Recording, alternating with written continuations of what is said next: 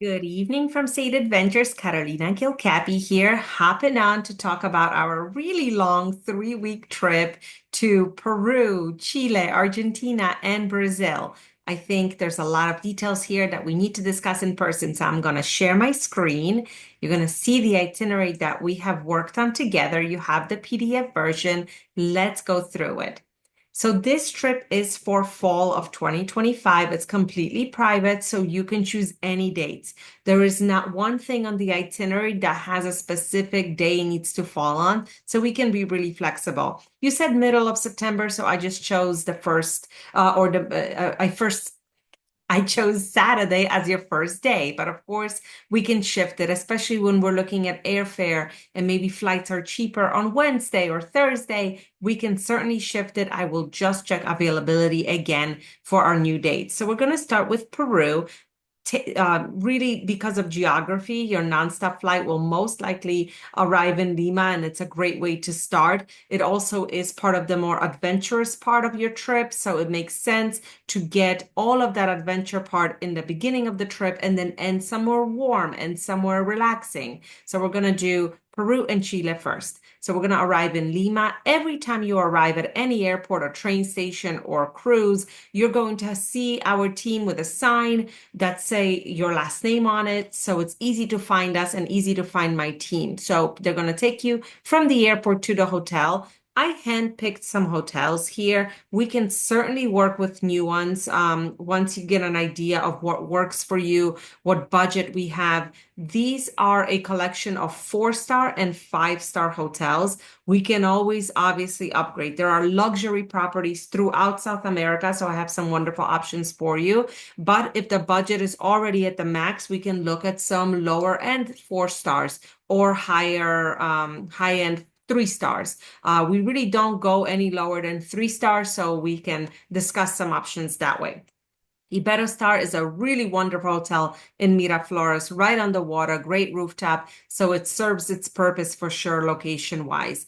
And then on the next day, we're going to show you the best of Lima, and we're going to do that in a foodie sort of way. So you're going to be walking around. There is always a car with you and a driver, but you're going to go to at least 5 stops where you're going to share some local flavors. Have lunch at the ruins and then have, a local milkshake, go to the fruit stands at the market and things like that. It's a great way to see the city and kind of feel like you're a person from Lima. And we can do some other things in Lima. We can do a traditional Lima tour. We can go out at night. We can do a cooking tour. We can do reservation at some of the best restaurants in Peru. They happen to be here in Lima. So we can discuss this closer. I just chose one experience, especially since it's your first day. I don't like to pack it too much. So you let me know what your preferences and interests are. And then we're off to the Sacred Valley. So we're going to pick you up from the airport, fly you to Cusco, and go directly to Sacred Valley. Why? Because it's 2,000 feet lower. You're going to acclimate here. You're going to prepare your body for hiking around Machu Picchu. So you want to make sure you're comfortable. And Sacred Valley really serves that purpose. And we don't just go to the airport. We always tour on the way. There are so many amazing Inca sites, ruins, villages. So we're going to go to some Inca sites like the Salineras salt mines, the Moras Morai laboratories. We're going to have lunch in the valley and then check into your hotel. And here, the hotel, we're going to be there for one night, is a really lovely 5-star property. I love this hotel because you wake up here and you know you're in the Sacred Valley of Peru. Like there is no denying it. It's so colorful, such a beautiful location surrounded by mountains. It's a great place to relax after traveling from Lima. And then the next day, we're going to dedicate it again to Sacred Valley. We're going to go to Misminai Community. We're going to go to Ollantaytambo Ruins. We can do Pisac Market. We can do Pisac Ruins. There are so many different things to do in the valley. It also happens to be kind of an adventure hub. So if you enjoy horseback riding or biking, this is another place to do that. If you like rafting, this is a wonderful place to do that as well. And of course, all kinds of different sites and Inca ruins. So we can pick and hand pick and choose what you want to see that day. We're going to dedicate the day for that. And then in the evening, we're going to catch a train to Machu Picchu. Most people will spend 2 nights in the Sacred Valley and go to Machu Picchu the next day. But if we are dedicating just 6 days to Peru, this is the best way to do it because you're still sightseeing all day, then getting on a 2-hour train ride, arriving, getting a good night's sleep in the village of Machu Picchu, and you're ready for the ruins in the morning. So El Mapi is a great 4-star property in the village. We'll have lunch, we'll have dinner there for you ready. And then on September 17th, we are going to Machu Picchu. So how does that work? We'll talk all about packing and what you need to bring. Whatever you bring is only for the overnight to Machu Picchu. Everything else stays in Cusco. So our guide will meet you at breakfast. You'll just bring your water, your camera up to the ruins. It's a shuttle ride up to the ruins. You'll spend 2 to 3 hours exploring one of the circuits. It's split up into 7 different portions, but we always choose the site that goes quite high so you can have amazing views without having to hike all the peaks. So of course, other people might stay an extra day and then spend a sunrise hiking Huayna Picchu or Uchu Picchu or Machu Picchu Mountain. You would need an additional day for that, or we can technically do it that morning, but it would be a very busy day for you. So we have a private tour of the ruins arranged. If you want to hike, let me know and we can add one of the peaks into it. We'll have lunch at the famous Sanctuary Lodge, which is right up there at the ruins, then take the shuttle back to the village, collect our luggage, go to the train station, and take our 2-hour ride back towards Cusco. Then our car picks you up, and we take the rest of the way by road all the way to Cusco. And now you're in your highest point of the trip. Cusco is the highest altitude. We're going to spend 2 nights there. So your first day is your arrival day. You're going to get there pretty late, probably 9 p.m. or later. Spend the night at Casa Andina Premium. It's a beautiful 4-star property. And then the next day, we're going to dedicate it to Cusco. So Cusco itself is a gorgeous city. It's great for walking around, cobblestone streets, amazing cathedral, so many temples and ruins. And of course, right outside of the city, there are Inca sites. So we will have a private guide show you the best of Cusco. I like to do this tour around noon or later so that you can sleep in a little bit because it will be your first time that I'm allowing any sleeping in. So that is what we do in Cusco. And of course, if you want amazing reservations at restaurants, there's some really great options here in Cusco. We can eat inside a museum, which closes at 6 o'clock, and then we have reservations. You could go into the museum after dark. It's a really fun experience. Chicholina is a great restaurant. Well, we have a number of them, and so if you want some great dinners, Cusco is another place for that. September 19th is sort of our travel day. We'll pick you up, take you to the airport, and you're going to fly to Lima and then connect to Santiago, most likely arriving in the late afternoon. So we're just going to take you right to your hotel. Pullman is a great modern property and a place where you can have access to dinners or to nice restaurants and just relax because the next day we're out. We're going to Patagonia. So I like to do it where if we are not going directly to Torres del Paine because you want to see Magdalena Island, we are going to take an afternoon flight to Punta Arenas, which is our main airport in Patagonia. That allows us the morning in Santiago. So we can do a private city tour. We can go up to the hill. We can have some beautiful time for lunch and then take you to the airport, fly down to Punta Arenas, go to your hotel and rest before we begin touring of Patagonia because the next week or so is completely submerged in Patagonia. So let me show you how that will work because there are so many different ways to do Patagonia. We are going to tackle Punta Arenas in order to see Magdalena Island, to see the penguins. Then we're going to go to Torres del Paine, which is the most famous park in Patagonia. We're going to cross by land into Argentina to the town of Calafate, which is the most famous place for the Perito Moreno Glacier, a glacier that you will not see anywhere else in Patagonia. It's the only one that's growing instead of shrinking, and then leave Patagonia and continue to our other sites in Argentina. So after you check out of your hotel in Punta Arenas, you're going to do a cruise to Isla Magdalena, which is Magdalena Island. There's a penguin sanctuary there. So sometimes there are thousands of them, sometimes there are hundreds, but you will always have an opportunity to see these little guys there. It is a weather-based experience. If the water is too rough, the ferry that goes to the island does not go. So this is kind of up in the air. If it will happen, we won't know until the day before or even that morning. So keep that in mind that it's never guaranteed to go to Isla Magdalena.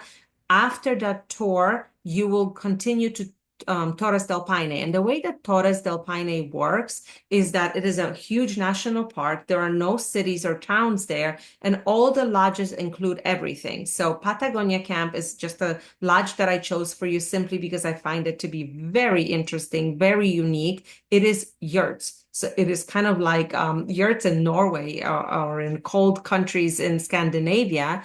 And they kind of established the same concept down here in Patagonia. So it's really wonderful for all the wind that you will experience in Patagonia. And it just gives a very interesting vibe. So this is just one lodge. There are many in this area. I would say at least five-star lodges like this, and then a few four-star lodges that maybe operate more like a ranch, that might have horses, that might still be operating like a farm. So we can pick and choose depending on what our budget is, but this trip includes Patagonia Camp. You would stay here for at least 3 nights, and 3 nights are included. All of your meals are included and all of your activities are included, as well as your transportation. So after that Isla Magdalena cruise, our guide from Patagonia Camp will pick you up and will take you to Torres del Paine. It's about a 3 to 4 hour drive from Punta Arenas. So it's really deep into Patagonia. It is in the middle of nowhere. It really feels like the end of the world. It's fantastic for excursions. Once you're there, dinner is arranged, and then you choose with the guides what you want to do for the next 2 full days. And this is what it looks like. It's directly on the water. So they have kayaking, they have all kinds of hiking, all the famous parts of Patagonia and Torres del Paine National Park that are on the list. You choose every day what you want to do. You can pick 2 half-day tours and then come back for lunch to the lodge, or 1 full-day tour every day, and you will have lunch outside, maybe at a ranch, maybe at a picnic. It's really a wonderful experience. And like I said, there's multiple lodges, but they're not large. They sell out every year. So I'm so happy that you're planning, in advance, because September is when all the lodges open, and then October, November, and then they become so busy December, January, and February, which is peak summer season for South America or for Patagonia. And then forget it. We are already booking 2026 sometimes. So I just listed a few of the excursions that are available. But there are usually about 20 available every day. So everything is included while you're down in Patagonia. And then on our last day, which is September 24th, the guide from the lodge will take you across the border to Calafate, which is in Argentina. And that is a proper village. It kind of has the feel of a ski town, maybe in Colorado. That kind of what it reminds me of, and it has a proper town with restaurants and shops. So it's completely different from the Chilean side, but it has something that Chile does not have, and that is Perito Moreno. So once you arrive in Calafate, and that's a drive between 4 and 5 hours, crossing the border and sometimes changing vehicles. We arrive to Calafate, and tonight, just so it's not just a travel day, we're going to do our dinner in a cave experience, which is a 4x4 adventure on the cliffs. And then you go to the cliffs, and there are caves there, and we have a restaurant set up where you have a wonderful, fun Patagonia dinner inside the caves. And then Esplendor is a great 4-star property that's in Calafate, the village. So you have access to dinner inside the hotel. You can walk to other restaurants. You can go shopping. So it's nice variety after being in Torres del Paine for so many nights. So we're going to spend 3 nights in Calafate. This is our last part of Patagonia, and we're going to dedicate the September 25th to Perito Moreno, and that is that famous glacier. We're going to go to the catwalks. We're going to visit it to the face of the glacier by boat. So it's a really beautiful experience. That said, if you want more adventure, you can do a mini walking, which you put crampons on your shoes, and we go hiking on the glacier itself. So there's a number of opportunities here in Calafate. And now on our last day in Calafate, and this is that day that we added when we were chatting in the email, is our gourmet experience. And that is instead of going to Perito Moreno, the glacier, you're going to enter the waterways at the fjords of Calafate, and you're going to cruise amongst amazing icebergs, two other glaciers, less known glaciers. And while on board, you're going to experience a beautiful gourmet lunch. So it's a combination of great Argentinian food and wine, as well as icebergs. It's a photography experience. It's a great way to wrap up your Patagonia trip. And that's why I like combining those two areas because they are so different. Torres del Paine is all green and mountains and hiking, and Calafate is all about the ice, all about the glaciers, and all about cliffs and horseback riding and things like that. So let me know what you think about this combination. Of course, I have so many other ideas in Patagonia if you need them. And now, September 27th, we're leaving Patagonia behind. We're flying to Buenos Aires and we're going to spend 2 nights there. So, our first night, we'll pick you up, take you to the hotel, a great little 4-star boutique property, and we'll take you to a tango dinner and show, which is kind of what Buenos Aires is known for. It's a whole culture here. There are many different tango halls, and I'm going to choose a very traditional one. It's called Café de Angelitos. It is a large stage, great food, and you will see a proper tango show here. If tango is of interest, we can do tango lessons. We can go to a milonga at night where local people go dancing. So let me know. We do a lot of speakeasies experiences in Buenos Aires. There's just a lot to do and see in this city. We go pretty much every year, so I know the city very well. September 28th, we're going to show you some of the highlights of the city. So again, private guide will take you around. I love this south part of the city because that's where tango is born. That's the port. That's the colorful part, La Boca. You will see tango dancers in the streets. There's a market. So it's a very thriving part of the city. And then September 29th, we're off to the tropics. We're going to fly to Iguazu Falls. And today is sort of just pick you up, take you to the airport, fly you to Iguazu Falls, pick you up, take you to the hotel, check in and enjoy because it is a jungle atmosphere. It's very warm. It's one of the best pools here at the Mercure in Iguazu Falls. So it's a great place to relax. You've been running around. You've been doing really a lot of activities in Patagonia. So this is your relaxing day. And then September 30th, we're going to tackle Iguazu Falls. So Iguazu Falls sits on the border of Argentina and Brazil. On the Argentina side, it is like 90% of the park. So it's massive. And you can do catwalks, you can do a boat ride. All of this is included. We'll have lunch inside the park. You'll see the falls from really close up. You'll get drenched under the water. So it's a really exciting full day experience. This is the boat ride. And then on October 1st, we're going to cross the border into Brazil and we're going to see the Brazilian side of the falls. And that is a much shorter tour because you have one catwalk that shows all of the falls all at once. So it's really important to do the parks from both sides because you will be able to see all the falls all at once in a really panoramic view before we take you to the airport and fly you to Rio de Janeiro, which is our last destination. We're going to spend 3 nights in Rio de Janeiro. I chose Arena Copacabana. It's a great 4-star property, oceanfront, great rooftop pool, access to the beach, access to all the life and thriving energy of the city. And we're going to leave you this afternoon to enjoy the beach. I highly suggest seeing sunset and sunrise here. And then we're going to do a full day tour the next day to show you Corcovado, to show you the Samba life. Samba City is where they build all of the floats for the parade every year. So in October, you will see a lot of activity because they're getting ready for the February carnival.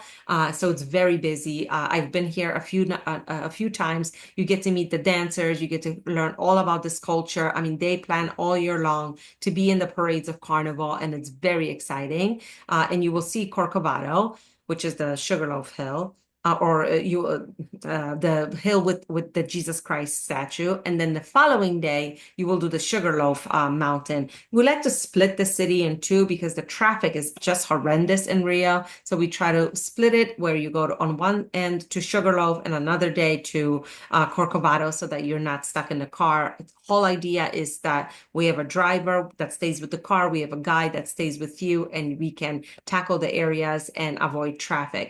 Of course, if you want other activities in Rio, this is a great place for culinary activities and experiences. Some wonderful chefs live here and offer private cooking classes. There are night experiences like the Scenarium, which is a thrift store during the day, and at night turns into a nightclub where there's a lot of live music. We go there for drinks or for dinner.